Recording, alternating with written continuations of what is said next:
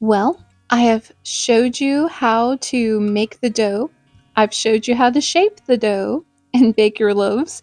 And now I'm going to show you how I slice and package my sweet Hawaiian sandwich loaves. Look at this shape. Look at the color. It is beautiful. So let's talk about some of the tools I will use today. I have a bread slicer, which comes in so handy, even though I don't necessarily use it the way that it's supposed to be used. I have a cutting board that I will use to place my sliced bread onto. I also have a bread knife. Any bread knife will do, but it is so handy to have one. Now, I like to take and very thinly slice off the very end of my bread. It's not going to be very much, it's just a very little thin piece, and I will normally give it to my girls as a little treat.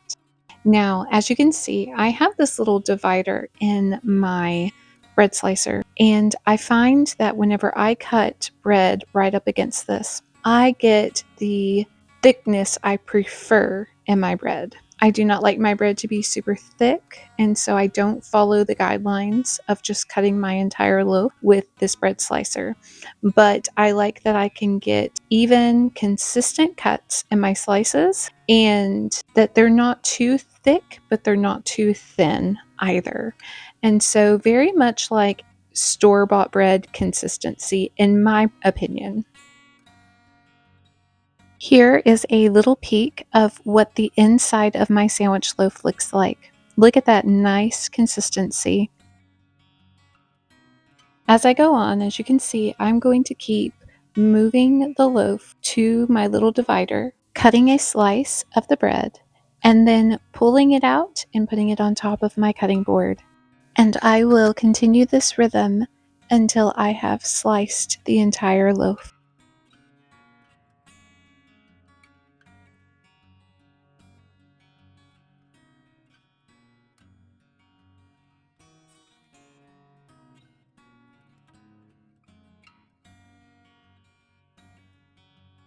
And now that I have a tower of bread, it is time for me to get my loaf into a bread bag. And I have found that this has just been the easiest way for me to do that.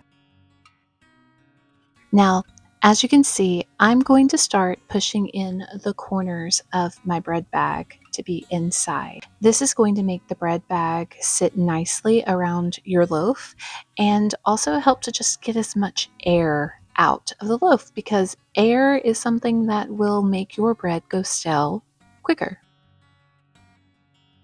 Now, I'm going to give you a hot tip on sealing this bag. I do not like to use the bread ties that come with the bread bag. So instead, I use an icing bag elastic. It is amazing. This just makes it so much easier to get in and out of this bread bag. Now, at this point, as I am cutting my second loaf, I want to point out I am going to cut, again, the little end here. And what I should have done with the first loaf is I like to go and cut the other side at the same time. So I'm cutting this first end, and then I'm going to take it out, and I'm going to go ahead and flip my bread over now to go ahead and cut this little sliver off of the hill of my bread. So I just wanted to make a note about that. You don't have to do this. I've just found when it comes to slicing the bread, I get better consistency in my slices when I do this. And so if this is helpful for you, by all means, do it. And if it's not, that's okay too. This is just what I do and what works for me and my family as I prepare bread. I want to say that having used the sunflower lectin in this loaf, it is soft. It's soft on the inside. Look at that. Isn't it just beautiful? We have a soft inside and a crispy crust. Now let's talk about the longevity of this loaf and how I store it.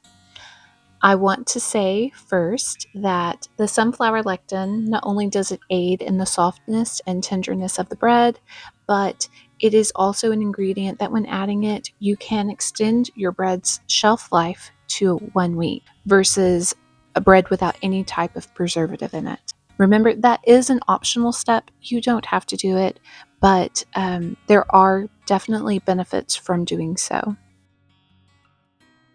For me, I live in a hot and humid climate here in Southeast Texas. So, another way to keep the longevity of my bread is to actually store it in the refrigerator.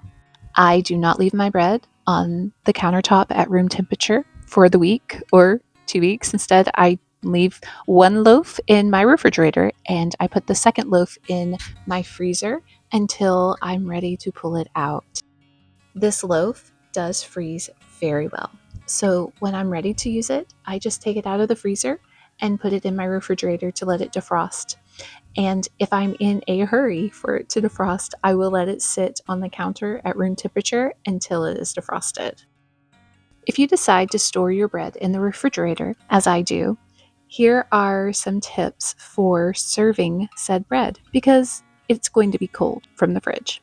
One thing that you can do is you can take your bread and let it sit out at room temperature until it is softened. The second method, which is my preferred method, is to actually take the bread and toast it in my toaster oven at a level 1. This makes the bread slightly crisp on one side and soft and warm on the other side.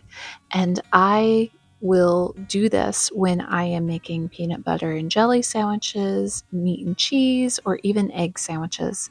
And for us, it's perfect. Now, since I do store my bread in the freezer and in the refrigerator, I like to put a handy little label on it that has what it is and the date that I made the bread. And I will label my loaves so that way I can just keep track with how old they are. And there we go. Our bread is sliced and packaged and ready for the freezer. Thank you so much for joining me today, and I hope you enjoyed this video.